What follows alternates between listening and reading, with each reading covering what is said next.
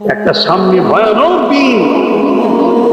আমি অনেক আগে বলেছিলাম একটা কথা, যে একটা দিন আসতে তোদের নাগরিকত্ব কেড়ে নেবে, সেদিন আব্বাস সিদ্দিকীকে বলবি যে ভাইজান আমার ভুল হয়েছে বা তোমার কথাই ভোট দেবো, সেদিন আর তোর কিছু উপায় থাকবে না। বলেছিল বলিনি?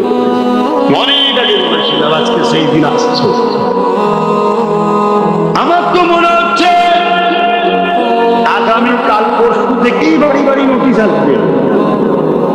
শুনছেন না? আগামী কাল পরশু থেকেই বাড়ি বাড়ি নোটিশ আসবে। আমি অনেক আগে বলেছিলাম চিল্লার দিয়ে স্যার হতে দেবো না, হতে দেবো না। আরে পাগল, সেদিন থেকে দুয়ারে সরকার চলছিল, সেদিনই তোর এনআরসি হয়ে গেছে। কিন্তু তখন বলেছিলাম যেটা এনআরসি হচ্ছে, এই মুসলমান আমাকে গাল দিয়েছিল, এই মুসলমানের লোকেরা আমাকে গাল দিয়েছিল, দিয়েছে না? অলরেডি হয়ে গেছে।